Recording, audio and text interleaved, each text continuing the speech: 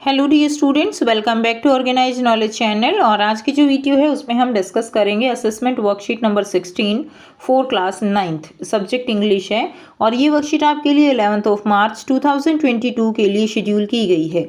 आज की जो वर्कशीट है प्यारे बच्चों, उसमें हमें यहाँ पर क्वेश्चंस दिए गए हैं। ठीक है, असेसमेंट वर्कशीट है आपकी, ये जो प्रीवियस वीक में आपने वर्कशीट की है उन्हीं के ऊपर बेस्ड ये क्वेश्चंस हैं। इसमें 6 क्वेश्चन है। क्वेश्चन नंबर 1 और 2 कैरी 2 मार्क्स, या ये 2 क्वेश्चन आपके 2 मार्क्स के रहेंगे। Question number 3 to 6 carry 4 marks, 3 to 6 जो है 4 मार्क्स के रहेंगे। Write your answer, all questions are compulsory, तो आपको इनके आंसर लिखने हैं। तो टोटल आपको यहाँ पर 6 क्वेश्चंस दिए गए हैं और जिनको हम 1 by 1 डिस्कस करेंगे। फर्स्ट क्वेश्चन है, how did authors experience of packing for the trip become memorable. Author का जो एक्सपीरियंस है पैकिंग का, वो जो है ट्रिप के लिए वो मेमोरेबल क्यों हो गया। ठीक है, when A common activity like packing, अब जो कॉमन एक्टिविटी है पैकिंग, कोई बड़ी जो है टास्क नहीं है पैकिंग करना, तो एक कॉमन एक्टिविटी है पैकिंग इज लेस्ड विद ह्यूमर। लेकिन उसमें क्या ऐड हो गया, उसमें ह्यूमर ऐड हो गया, मजाक ऐड हो गया और एक बहुत ही मजाकिया एक्टिविटी वो बन गई। ठीक है, eccentricity and laughter, it does become memorable, और इसीलिए जो है ये क्या हो गई, ये मेमोरेबल हो गई। The same is true for the author experience of packing for the trip. ठीक है, यानी जब एक कॉमन एक्टिविटी लाइक पैकिंग जो है वो लाफ्टर, फन, ह्यूमर इन सब से लेस्ड हो जाती है तो वो हमेशा मेमोरेबल रहती है, याद रहती है। और यही जो है इसीलिए जो ऑथर है उसके लिए भी ये जो एक्टिविटी है ये मेमोरेबल हो गई। सेकेंड क्वेश्चन है, identify any 2 instances from the story which show that the author and his wife treated Bruno as a family member. आपको 2 इंस्टेंसेस स्टोरी से लिखने हैं जो कि ये दिखाएं कि ऑथर और उसकी वाइफ जो है वो ब्रूनो को as a family member treat करते थे। The 2 incidents were when narrator wife go to zoo, जब नरेटर की वाइफ जू में जाती है, where they had give Bruno, जहाँ उन्होंने ब्रूनो को दे दिया था because of his big size, उसके बिग साइज के कारण। When Bruno and narrator become wife see each other they cried a lot, दोनों जो है उसको देखकर रोने लगते हैं, जिससे प्रूव होता है that Bruno as a family member. Second was that his wife bring that food which Bruno liked to eat very much, which were his favorite food. जो उसकी वाइफ है वो ब्रूनो को फेवरेट फूड लेकर आती है जो कि उसको बहुत ज़्यादा पसंद थे। तो ये 2 इंसिडेंट शो करते हैं that Bruno was their family member. Third question है, Santosh was not only outstanding mountaineer but also an exemplary human being. Do you agree with this statement, justify. Santosh जो है वो एक आउटस्टैंडिंग माउंटेनियर ही नहीं थी बल्कि वो एक बहुत ही एग्जाम्पलरी ह्यूमन बींग भी थी जिसने एक एग्जाम्पल सेट किया। क्या आप इस स्टेटमेंट से एग्री करते हो। तो Santosh Yadav proved her mountaineering skill quite early in her career, अपने कैरियर में बहुत ही जल्दी उसने जो माउंटेनियरिंग की स्किल होती हैं, ठीक है, वो सारी प्रूव कर दी थी। She display an unflinching will and a fearless mind that fought a rigid orthodox society to rise to the top. उसने जो उसके अंदर क्वालिटीज़ थी और जो ऑर्थोडॉक्स सोसाइटी थी यानी जो अंधविश्वासी लोग थे उनके एक तरह से उनके साथ लड़ते हुए अपनी जगह बनाई, ठीक है, और ऊंचाई तक पहुंची। But the stern will and bold decision did not smother her qualifies of cooperation and concern for others. लेकिन जो उसके दृढ़ निश्चय था और जो उसके बोल्ड डिसीजन थे और जिस कामयाबी पर वो थी, उसने कभी भी उसके जो अंदर कॉपरेशन और जो दूसरों के लिए चिंता थी, कंसर्न थी, वो जो क्वालिटीज़ थी जो है वो सारी क्वालिटीज़ उसके अंदर थी। ठीक है, तो इस तरह से आप इसका आंसर लिख देंगे। नेक्स्ट देखिए, क्वेश्चन नंबर 4 है, how did Sue react when she learned about Johnsy belief regarding the falling leaves of ivy creeper. Sue जो है कैसे रिएक्ट करती है जब उसने जॉन्सी के बिलीफ जो कि इस आई क्रीपर जो है वो लास्ट लीफ को लेकर था कि वो लीफ जो है गिरेगी तो वो मर जाएगी, कैसे उसने शू ने रिएक्ट किया था उसकी इस बात पे। शू कॉल्ड जॉन्सी बिलीफ नॉनसेंस, शू ने जॉन्सी का जो बिलीफ था उसको नॉनसेंस कहा। Because the falling of leaves was quite natural in autumn, क्योंकि जो पत्तियों का गिरना है ऑटम सीजन में वो नेचुरल था। And had nothing to do with Johnsy getting well, और उसका जॉन्सी के ठीक होने से कोई लेना देना नहीं था। She was worried about Johnsy pessimistic view of life, तो वो जॉन्सी के इस व्यू को लेकर जो है क्या थी, चिंता में थी, पैसिमिस्टिक जो व्यू था उसका उस चीज़ को लेकर। मैं आपको बताऊंगी एक न्यू ऐप के बारे में जो स्टूडेंट्स में काफी जल्दी पॉपुलर होती जा रही है। चाहे कोई क्वेश्चन हो, कोई डाउट हो या कोई कॉन्सेप्ट ना समझ आए, बोर्ड्स हो या जी नीट, पढ़ाई में कोई भी दिक्कत आ रही हो तो उसका सॉल्यूशन है फिलो ऐप। अपने डाउट्स को किसी भी टाइम क्लियर करें इन दीज 3 इजी स्टेप्स। सबसे पहले इस ऐप को प्ले स्टोर या ऐप स्टोर से डाउनलोड कर लें, अपने फोन नंबर से इजीली साइन अप कर लें, अपने क्वेश्चंस का पिक्चर लें या उसे टाइप करके सबमिट करें और फिलो आपको 60 सेकेंड्स में इंडिया के टॉप एक्सपर्ट से लाइव कॉल पे कनेक्ट कर देगा। आपके क्वेश्चन में आप कहना चाहते हैं कि बल्ब की पावर कितनी है। अगर बल्ब जो है वो 220 वोल्टेज पर ऑपरेट हो रहा है, राइट। इस बैटरी का जो वोल्टेज है वो आपको गिवन है 220। तो ये आपको सिंपल रिलेशन हो गया यहाँ पर। अब अगर कोई आपको और डाउट है तो बताइए।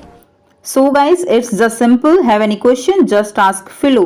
You can get 10% off by referral code OKE001. इस ऐप का डाउनलोड लिंक नीचे डिस्क्रिप्शन में दे दिया गया है. So just download Philo now. Question number 5 है. Cersei looked satisfied with the performance of the beggar. He was happy that his words has a positive effect on him. Were his words really effective? Explain. सर्जी जो है sir जी वो satisfied थे bagger की performance को लेकर। वो happy थे कि उसके ऊपर उसकी बातों का एक पॉजिटिव इफेक्ट हुआ है। क्या उस रियली उसके जो वर्ड्स थे सर जी के बैगर के लिए वो इफेक्टिव थे, इसको आपको एक्सप्लेन करना है। तो आंसर रहेगा no, his words did not have a positive effect on the beggar. कि जो उसके वर्ड्स थे उसने पॉजिटिव इफेक्ट नहीं डाला बैगर पे, as he didn't develop the habit of working hard, क्योंकि उसके अंदर कोई चेंज नहीं आया, वो हार्ड वर्क नहीं करता था। ही वॉज स्टिल लेजी, वो अब भी जो है लेजी था, and an idle fellow and was no less than a striker. ठीक है, वो जो है कोई काम करना पसंद नहीं करता था। Sergey says that this because he could notice a change in Lashkov, who was not willing to work initially.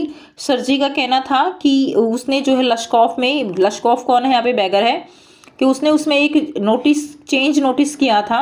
ठीक है, और वो जो है शुरू में काम करना नहीं चाहता था, but after he help Sergei in the packing and hauling of the furniture.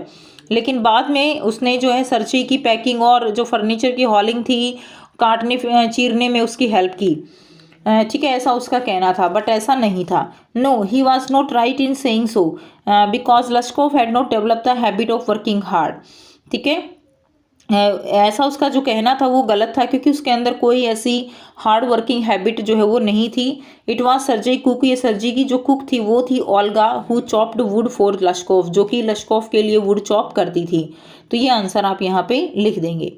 Next देखिए, क्वेश्चन नंबर 6 है, write a short story in about 100 to 120 words with the following beginning and give a suitable title to it. आपको क्या करना है, एक short story लिखनी है 100 to 120 words में। ठीक है, और आपको जो है एक स्टोरी जो है उसको कंप्लीट करना है। आपको जो है उसका एक सूटेबल टाइटल भी लिखना है स्टोरी का। ठीक है, तो आप यहाँ से देखिए स्टोरी स्टार्ट की गई है। It had been over 3 hours waiting for the train, Ankita was getting restless, कि 3 घंटे जो है ट्रेन का वेट करने में बीत चुके थे और अंकिता जो है वो क्या हो गई थी, अब रेस्टलेस हो चुकी थी। सडनली शी, अब आगे इसको आपको जो है क्या करना है, स्टोरी को कंप्लीट करना है। तो आप स्टोरी को नाम दे सकते हैं जो हमने लिखी है यहाँ पे, ए मेमोरेबल मोमेंट। ठीक है, ये स्टोरी को आप दे सकते हो कि एक यादगार जो क्षण है वो जो है था ये। तो देखिए क्या दिया गया है, आंसर में आप क्या लिखेंगे, अपनी तरफ से स्टोरी आप बना सकते हो। It had been over 2 hours waiting for the train, Ankita was getting restless, suddenly she noticed a child begging at the platform, तभी वो प्लेटफॉर्म पे एक बच्चे को भीख मांगते हुए देखती है। He appear to be little sweet boy who had a small bag on his shoulder, उसके कंधों पर एक बैग था। She noticed a book in his bag, उसके बैग में जो है क्या थी, बुक भी थी। Ankita was eager to know where the child live, Ankita जानने की इच्छुक थी कि वो कहाँ रहता है। There was still more than 1 hour left for her train to arrive, अब उसकी ट्रेन में आने में भी कम से कम 1 घंटा और था। So she got up and started following him, उसने वो उठी और उसने उस लड़के को फॉलो करना शुरू कर दिया। The boy moved out to the station, boy जो है स्टेशन से बाहर निकला, and entered a slum nearby, और आसपास जो बस्ती होती है, स्लम होता है, वहाँ पे उसने एंटर किया। He got into a house, वो एक घर में गया, which appear to be very dirty and unhygienic place, जो कि बहुत ही गंदा था और अनहाइजेनिक था। There were other child beggar in the house who were in the age group of 5 to 12 years, वहाँ पे दूसरे चाइल्ड बैगर भी थे। ठीक है, उसी के एज ग्रुप के लगभग 5 से 12 साल के बच्चे थे। They were thin and weak, बहुत ही जो है पतले और कमज़ोर थे। They had money but nothing to eat, उनके पास पैसे थे लेकिन खाने को कुछ नहीं था। Just then a burly man entered the house, तभी एक बर्ली यानी बहुत ही भारी भरकम आदमी अंदर आता है। द चिल्ड्रन बिकम क्वाइट, बच्चे सब चुप हो जाते हैं। He asked them for the money, वो उनसे पैसे मांगता है, ठीक है। And they had collected by begging, जो उन्होंने बेगिंग करके भीख मांग के इकट्ठे किए थे। The poor children handed all the money they had to him, अब जो गरीब बच्चे हैं वो सारे पैसे उसको दे देते हैं। That scene was very heart touching, वो सीन जो है बहुत ही ज़्यादा हार्ट टचिंग था। तो इस तरह से आपको ये स्टोरी कंप्लीट कर देनी है और इसका टाइटल भी लिख देना है। क्लियर? तो ये थी स्टूडेंट्स आपकी आज की इंग्लिश की असेसमेंट वर्कशीट। आई होप सभी बच्चों को ये क्लियर है। कोई भी डाउट है तो आप पूछ सकते हो। वीडियो अच्छी लगे तो वीडियो को ज़रूर से लाइक कीजिए, शेयर कीजिए और चैनल को सब्सक्राइब कर लीजिए। So thanks for watching. मिलते हैं नेक्स्ट वीडियो में नेक्स्ट वर्कशीट के साथ।